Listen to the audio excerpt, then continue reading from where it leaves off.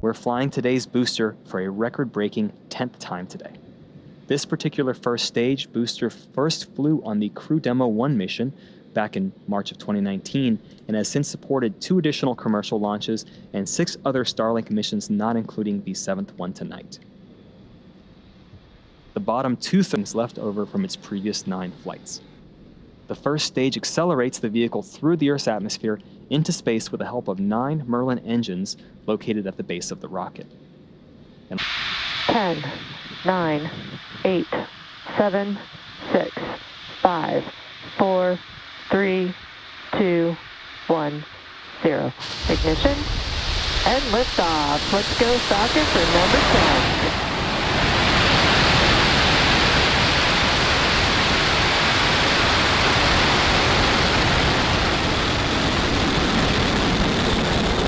Vehicles pitching down range. Stage 1 chamber pressure is nominal.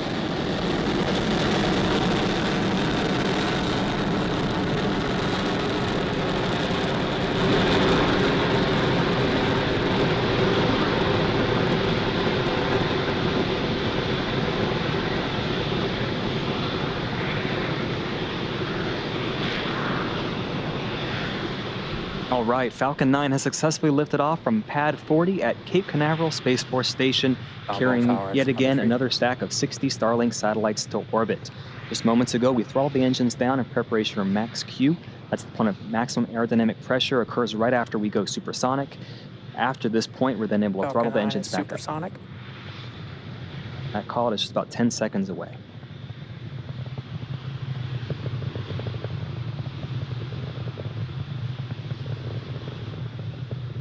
Max Q. We've successfully crossed the Max Q threshold. We're throttling our Merlin engines back up. As the atmosphere gets thinner and thinner, the stresses on the vehicle continue to diminish. And we're just about a minute away from 3 major events happening one after another. Main engine cutoff, known as MECO, stage separation, and second engine start 1. To explain the first one, MECO, this is where all 9 M1D engines shut off and they slow the vehicle down in preparation for stage sep. And that's where, once again, the first stage and second stage separate.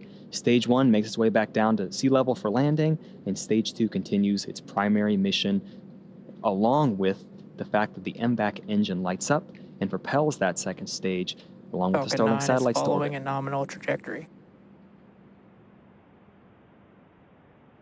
We're 30 seconds away from those events. Falcon 9 continues to be on nominal trajectory. Our MVAC engine is starting to chill to prepare for that second engine start just about 20 seconds from now.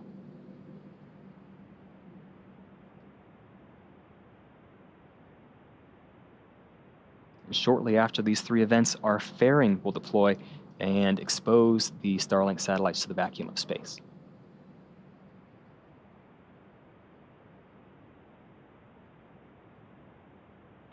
Main engine cutoff. Stage separation confirmed.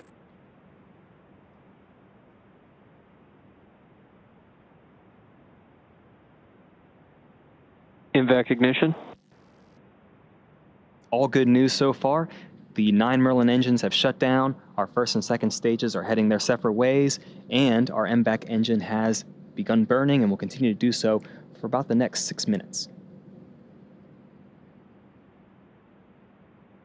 Fairing separation confirmed. We have confirmation, and you can see it there. The 2 fairing halves have jettisoned and are heading back down. As a reminder, this is the second flight for these fairing halves, and we'll be attempting to recover them once again via a wet recovery from the contracted recovery vessel Sheila Bordelon. Everything is nominal so far. Both vehicles continue to follow nominal trajectories.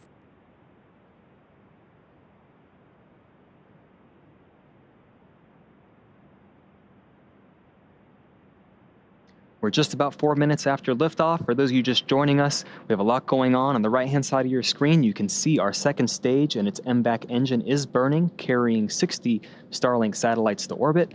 And on the other hand, we have our first stage beginning its 10th recovery attempt.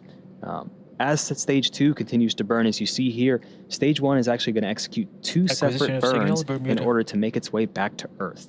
The first of which is the entry burn. Just a little more than 2 minutes from now, 3 of those M1D engines will reignite. This helps slows the first stage down as it re-enters the upper part of the Earth's atmosphere and reduces the loads on the vehicle. After that burn starts, ends, and is confirmed successful, we get ready for our final burn, the landing burn. It's a single center engine burn that brings the vehicle speed down rapidly in order to land on the drone ship safely.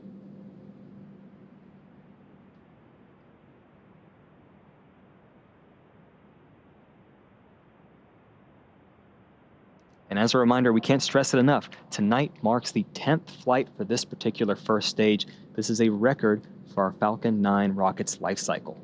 This particular booster first debuted on our Crew Demo 1 mission just over a year ago. Now, reusability is critical to what we do at SpaceX. This fact that we can reuse our first stages, it allows us to refly the most expensive parts of the rocket, which in turn drives down the ultimate cost to space access. And although this is the 10th time for this rocket, we first reused the orbital class rocket on the SES-10 mission back in March of 2017. It just goes to show how far we've come since then. We're about a minute away from that entry burn beginning. That burn should last for about 20 seconds.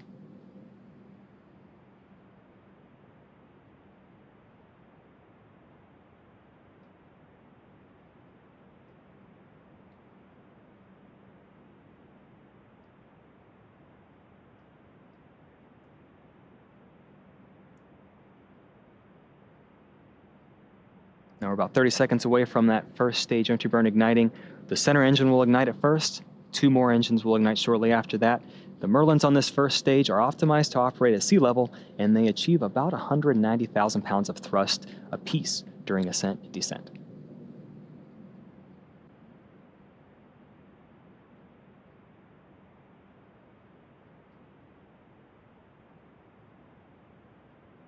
Just a few Stage seconds 1 away. FTS has saved. A few seconds away from that entry burn. Stage 1, entry burn startup. And you can see that plume is starting to expand as the other 2 engines begin to fire.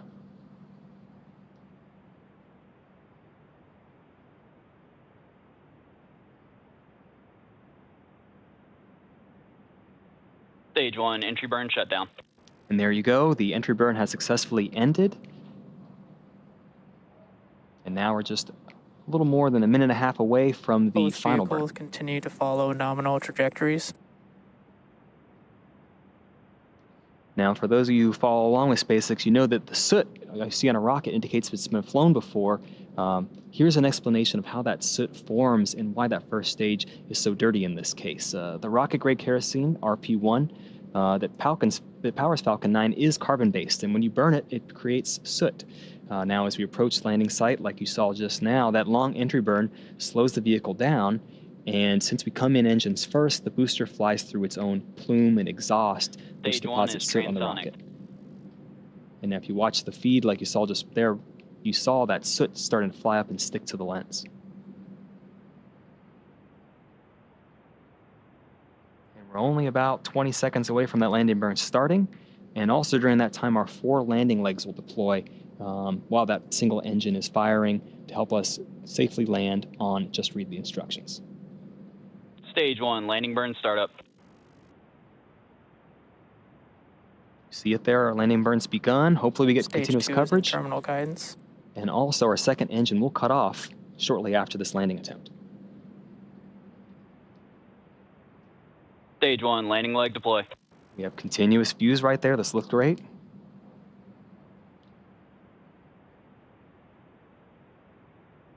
Stage 2 FTS is saved. And Stage there 1 you landing have it. confirmed. We have a confirmation of a successful 10th landing of this booster and the 83rd overall successful recovery of the Falcon 9 first stage. Very exciting. This booster gets to live again. In terms of the second stage, we're waiting for that second engine to cut off.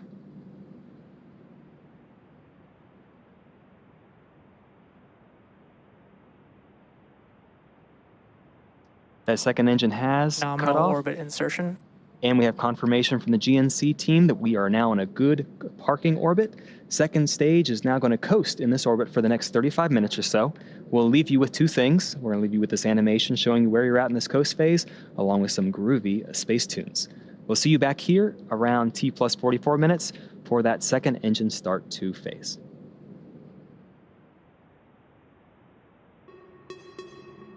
Acquisition of signal Newfoundland.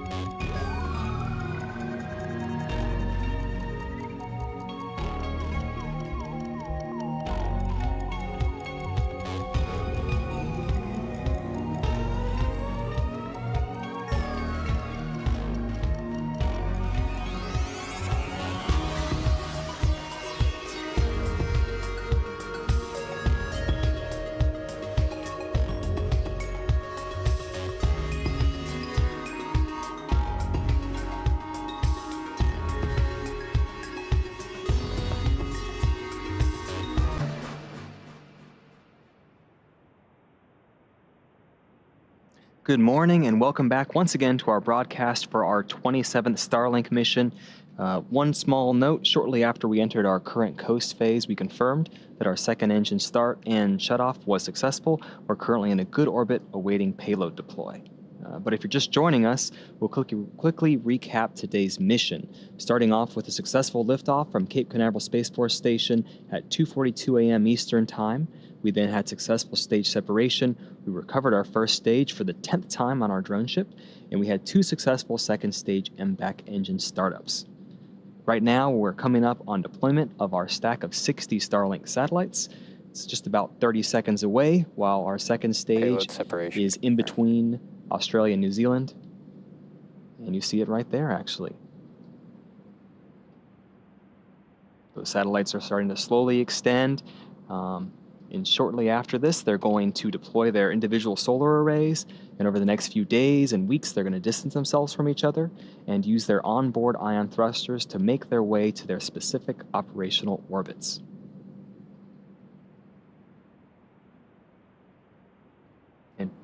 And with that, that will bring our webcast to a close for today. We want to thank the Range and the Federal Aviation Administration for supporting today's mission. And thank you to you, all of our viewers, as well to all of our Starlink customers using our beta service at this time. Nominal payload If you're insertion. interested in being part of our beta program, please head over to starlink.com and sign up. I hope you enjoyed the webcast tonight, and a special thanks to all the mothers out there. Happy Mother's Day.